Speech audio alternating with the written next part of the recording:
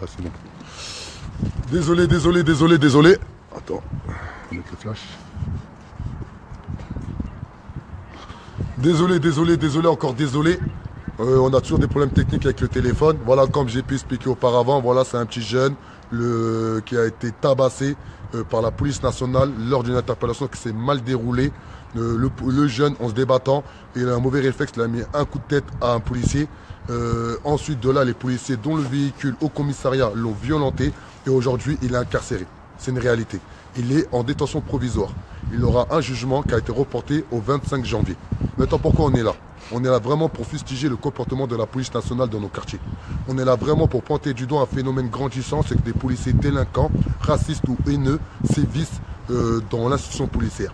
Et les commissaires et le préfet ne font rien pour arrêter tout ça. Surtout dans le 93. Vous pouvez voir à travers les réseaux sociaux, dans toutes les villes de France, c'est la même chose. Peu importe, soit en zone rurale, aux grands ensembles ou dans les quartiers. Il faut arrêter de dire que ça se passe que dans les quartiers. Là, il y a le cousin de Bradley. Voilà. C'est ça. Voilà, après, ce qui s'est passé avec lui, c'est qu'il y a un policier qui a pris un coup par un jeune un peu plus loin. Eux, ils disent que c'est lui, ils n'en ont pas la preuve, parce qu'après les faits, il y a eu un contrôle de police. Bradley, il était là, ils l'ont contrôlé, ils ont vérifié son identité, ils l'ont laissé partir, ça veut dire qu'il n'y avait rien. Après, pourquoi ils ont fini par dire que c'était lui, ça on ne sait toujours pas. Le jour où ils sont venus l'interpeller, comme il l'a expliqué, c'est normal, ils sont venus directement, on va dire d'une manière agressive, parce que peu de temps avant, ils étaient déjà passés un petit message que comme quoi fallait prévenir qu'ils vont l'attraper, que ce qui s'est passé c'était pas normal, qu'ils vont pas laisser ça impuni, que c'était une affaire personnelle. Et, je savais pas que la police pouvait régler des affaires personnellement, mais avec les moyens légaux de la police, ça je savais pas. Et après ça, voilà. Donc le jour de l'interpellation, ils sont venus menottés, il a accepté de se faire menotter, ils l'ont menotté. Voilà, comme c'était un peu agressif, c'est normal, il y avait des gens qui étaient là autour, qui ont fait comprendre que c'était pas normal, qu'ils n'avaient pas besoin d'être aussi violents.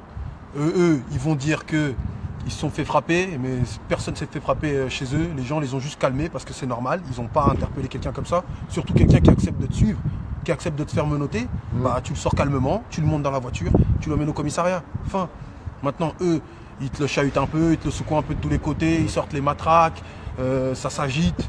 Lui, il est menotté, il y a un coup de tête, on ne sait pas d'où il vient, qui touche le policier. C'est vrai qu'il a mis le coup de tête, ok. Mais qu'est-ce qui ramène le coup de tête? C'est ça la vraie question. Qu'est-ce qui ramène le coup de tête? Voilà, et à savoir que pour revenir dans l'antécédent de cette histoire-là, exactement le 20 décembre, il y a eu une risque entre des policiers et des jeunes. Il y a un jeune qui a été soupçonné, c'était Bradley. À aucun moment ils avaient une preuve que c'était Bradley. Il avait reçu une convocation pour le 4 janvier.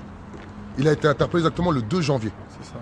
Ça veut dire, si vraiment ça aurait été Bradley, et ben comme on sait, dans nos quartiers, ils sont venus chercher à domicile à 6h du matin. Tout simplement. Ça n'a pas été fait. Deuxième chose, lorsqu'il a été interpellé, il a été frappé comme jamais. Et les photos, lorsqu'on va les mettre sur les réseaux sociaux, vous allez avoir peur quand vous allez voir sa tête. C'est le cas, il y a la semelle du policier sur la tête encore. C'est incroyable, mais vrai. Imprimé. C'est incroyable. Comment aujourd'hui, un jeune homme de 20 ans peut être en prison et que les policiers sont libres comme l'air? Des policiers délinquants, des policiers violents, des policiers qui peuvent un jour interpeller votre fils, ou votre fille, ou votre frère, ou votre soeur, ou votre père, ou votre mère. C'est inconcevable. Aujourd'hui, l'institution policière doit être nettoyée au Karcher. Toute cette racaille au Colbert, il faut la nettoyer au Karcher. À un moment donné, c'est pas violent ce que je dis, c'est pas méchant ce que je dis, c'est pour notre sécurité. Parce qu'aujourd'hui, il y a des policiers racistes, délinquants ou haineux qui sévissent dans l'institution policière et ça, il faut l'éradiquer. C'est pas normal qu'aujourd'hui nos jeunes soient en danger face à ce genre de policiers. Surtout à Noisy-le-Grand. Surtout à Noisy-le-Grand. Donc là, je parle vraiment à tous les habitants de Noisy-le-Grand. Bradley, s'il doit aller en prison, il doit aller en prison avec les policiers. À un moment donné, lorsqu'un policier outrepasse la déontologie de l'institution policière, il doit aller en prison comme tout à chacun. Ça reste des citoyens, ces personnes-là. C'est pas des surhommes. Être policier, c'est juste un métier. Et ça, il ne faut jamais l'oublier. Là, on est en plein cœur de Noisy-le-Grand. On est venu à la rencontre de la famille. On est venu à la rencontre des amis de la famille. Derrière moi, il y a 10 potes autour de lui qui sont là quand on regardait le direct. C'est pas un jeu. Donc, comment ça va se passer? Ça va être super simple. Là, on va demander à la maman qu'elle nous autorise de mettre des photos sur les réseaux sociaux afin que toutes les personnes qui ont entendu parler de l'histoire du coup de tête qu'a cassé 4 dents policiers, qui voient les photos, vont être choquées. Franchement, vous allez être choqués.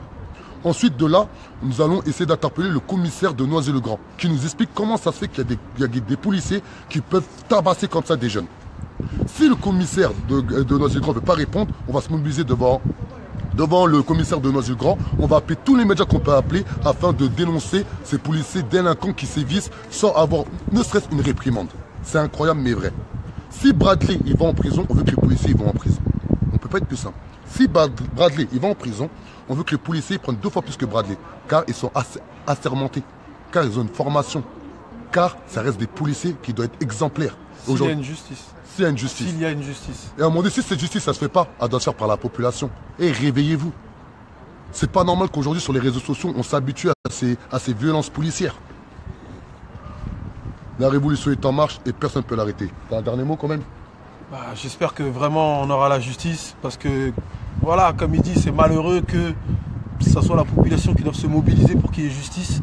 Normalement, la police, elle est là, elle doit faire son boulot, elle ne doit pas se servir de son boulot pour régler ses problèmes ou pour venir tabasser des gens qui n'ont rien fait. Si vraiment il voulait prouver que Bradley ou peu importe, tout le monde le connaît ici comme, sous différents prénoms, peu importe, s'il voulait vraiment prouver que c'était lui qui avait mis le coup, qu'il fasse une enquête. C'est ce que fait la police. Il n'y a pas d'enquête. Oui, c'est personnel. Vas-y, c'est bon. Ciao.